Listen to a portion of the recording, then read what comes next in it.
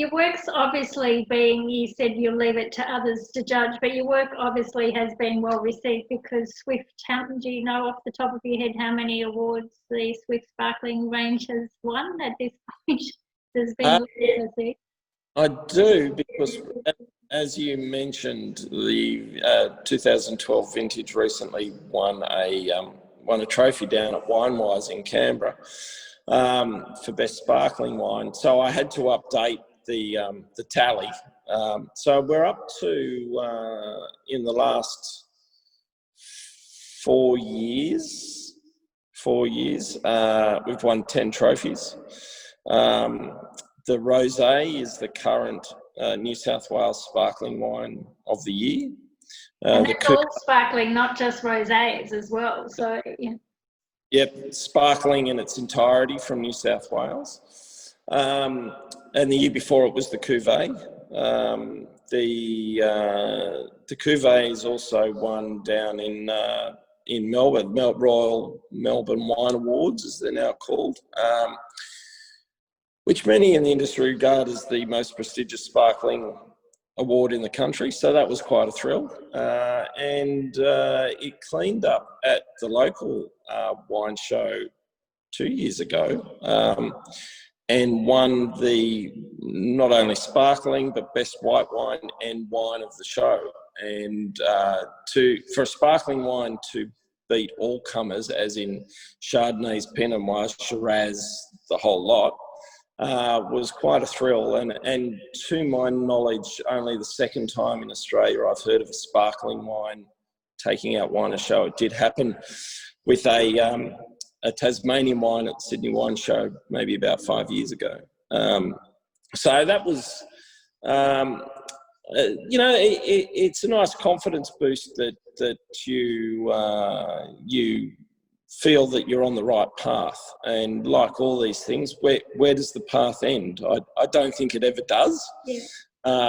There's always more to learn. I'd like to think you can teach an old dog new tricks. Yeah. Well, I actually think with champagne and sparkling wine, I always say the more you know, the more you realise there is to know as well.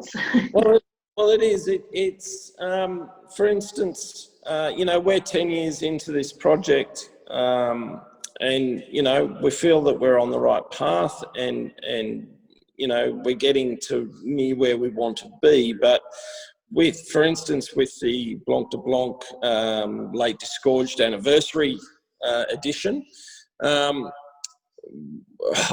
took the next step in changing the dosage method that we do. So basically, when you disgorge the wine, you're getting rid of the yeast lees out of the bottle, and you have a small volume loss, which may be about 25 mils is about what we work on. So out of 750, not very much, but it gives you you have to top the bottle up, and it gives you an opportunity to add 25 mils, and you can be as simple or as creative as you like. So traditionally with Swift, because this is all a learning curve and it's a confidence thing, we've just traditionally used the same wine to top the same bottle. So we've used, rosé to top rosé, and we add our little sugar solution to it, and that's been pretty much it, and that served us really well. But we,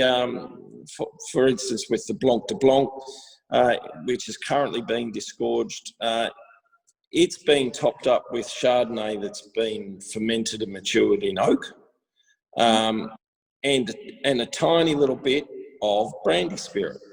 So we're talking 0.3%, tiny amount. And when you think, well, what's the point? And I do all the trials on the bench, so I get to see the before and after, unlike everybody else just gets to see the after. But it's enough to make a difference in depth of flavour and a difference in texture. But you never want anybody to say, you've added brandy spirit to that, because if they can do that, you've added too much. Yeah, you've overcooked it. It's a just noticeable difference type thing.